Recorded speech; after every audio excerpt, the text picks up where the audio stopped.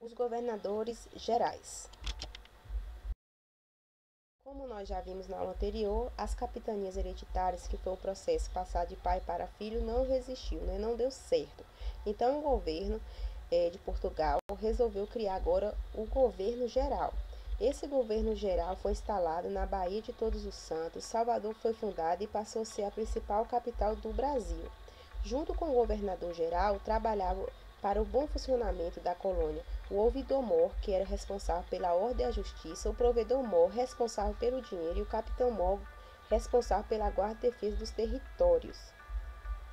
Todos que viviam na colônia deveriam colaborar com o governador. Esses quatro principais pontos aí: defender a colônia dos invasores franceses, manter o processo de ocupação, combater os indígenas e sua resistência, contribuir para a exploração das riquezas da colônia. O primeiro governador-geral foi Tomé de Souza, que iniciou em 1549 e ele ficou 4 anos no poder. Ele também veio e trouxe com ele soldados, famílias e colonos jesuítas que catequizavam os indígenas.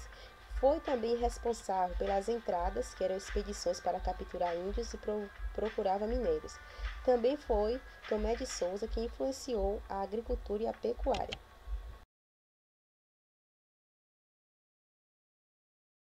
Geral foi Duarte da Costa, que iniciou em 1553, substituindo Tomé de Souza. Ele trouxe para o Brasil Dom Álvaro, que era seu filho, trouxe também alguns jesuítas e o padre José de Anchieta, que fundou, junto com Manuel de Nóbrega, o Colégio de São Paulo de Piratininga. Começava então a história da educação brasileira, mas o governo não deu muito certo por causa de dois motivos principais. Não fez um bom governo, Duarte da Costa, e seu filho criou sérios problemas na colônia. Duarte da Costa também teve dificuldade com a agricultura e pecuária, pois não tinha mão de obra suficiente, ou seja, gente, pessoas ali para estar trabalhando. Seu filho passou então a escravizar os índios para trabalhar na agricultura e pecuária, e nós sabemos que os indígenas não vivem de forma presa, escravos. Geralmente gerando desentendimento com o bispo Dom Pedro Fernando Sardinha. Essa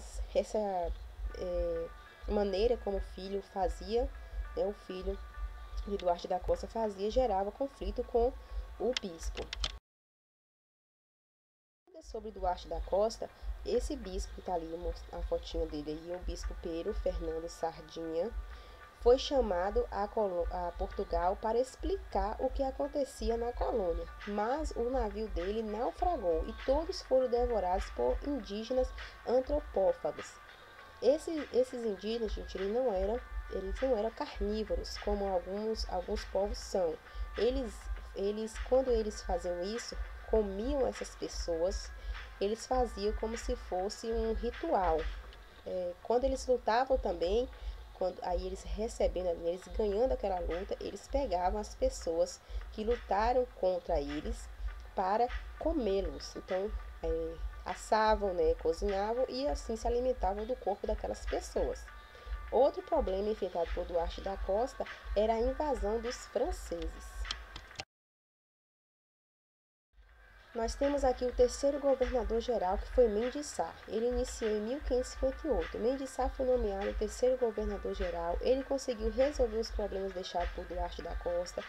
Ele trouxe com ele o sobrinho dele, Estácio de Sá, que combateu e expulsou os franceses que haviam se instalado na colônia. Após as lutas, foi fundada a cidade de São Sebastião do Rio de Janeiro.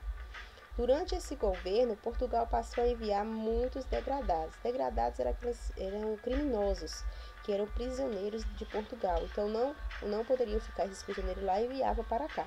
Nesse período também intensificaram-se a captura e a venda de indígenas como escravos. Essas capturas eram feitas pelas entradas, que eram organizadas pelo governo português, e as bandeiras organizadas por particulares. As entradas, eles respeitavam o Tratado de Tordesilhas, já as bandeiras não respeitavam. Foram os bandeirantes de São Paulo que encontraram a nova riqueza do Brasil, que seria o que? O ouro. Mendes Sá, nós temos informações aqui importantes, que é o que? A primeira, em combate com os franceses, Sá de Sá morreu, e Mendes Sá transferiu o povoado para um lugar mais seguro, que deu origem à atual cidade do Rio de Janeiro. Então, ali no combate com os franceses, mesmo eles conseguindo derrotar esses franceses, Estácio de Sá perdeu a vida dele. Em 1557, os franceses foram derrotados, finalmente, né? Depois de 14 anos de governo, Mendes Sá faleceu no Brasil. Aí, o que acontece? Em 1572, o rei de Portugal dividiu o Brasil em dois governos, o do Norte e o do Sul. O governo do Norte teve por sede a cidade de Salvador e foi governada por Luís de Brito de Almeida. Já o governo do Sul teve por sede a cidade do Rio de Janeiro e foi governada por Antônio de Salema. Então, esses governos aí foi para continuar tentando organizar e arrecadar fundos para Portugal também.